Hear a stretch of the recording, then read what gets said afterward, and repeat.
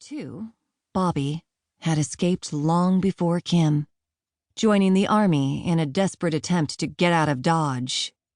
He'd thrived in the military, entering the special forces and rising through the ranks.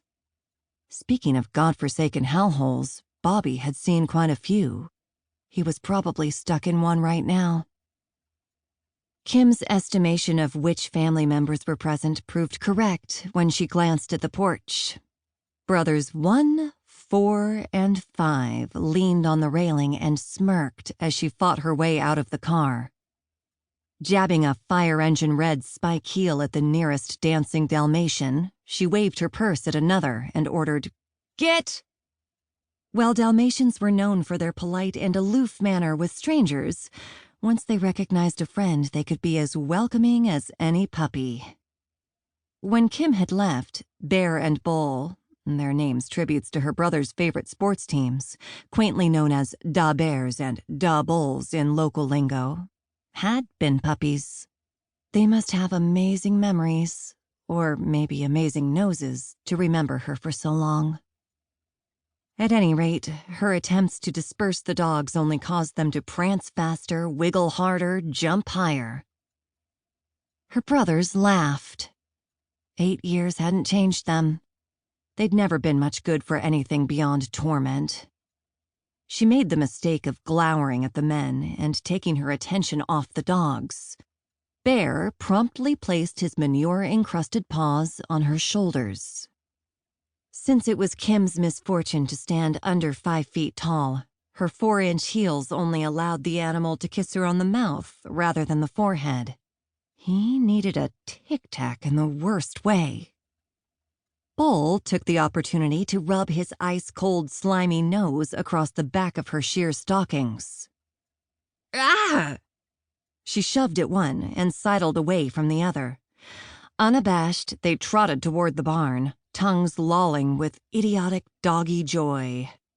Brothers and Dalmatians had a lot more in common than one might expect. Kim wiped the remnants of the kiss from her lips and glanced down. Her heels had sunk into the gravel about an inch. Her cream blouse sported smelly paw prints. Her black skirt was coated with a layer of dust, and... She wrenched her neck and stared at the back of her legs. Yep, there was dog drool running down her calves. She must be home. From the solitary window of her bedroom on the 3rd floor, Eleanor Luchetti watched her baby return. "All grown up," she said aloud. "I must have blinked and missed it." No one was in the room, but that no longer bothered Eleanor. 5 sons, a dairy farming husband, and a daughter who would rather live anywhere but here had made her okay with talking to herself a long time ago. If she didn't, she might go hours, maybe days, without decent conversation. Eleanor turned away from the window. Where had she gone wrong?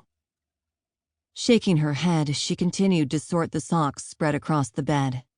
How many mothers had asked themselves the same question since time began? Had any discovered the answer? Not likely.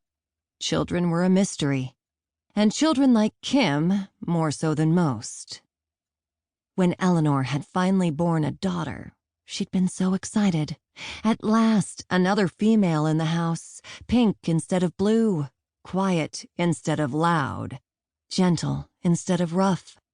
She'd envisioned cuddles, giggles, shared joys, dreams, and memories, a fellow cohort in the all-male, testosterone-humming Luchetti household.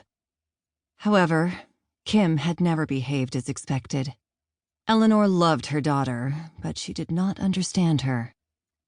What drove the boys was always near to the surface and easily detectable, but from the beginning, Kim had been driven by forces beyond Eleanor's comprehension.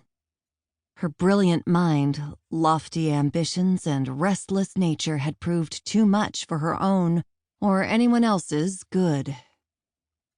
John had said that their daughter had her own drummer, and Eleanor hers. The two of them should accept that and move on. Kim had moved on, right out of the house, the state,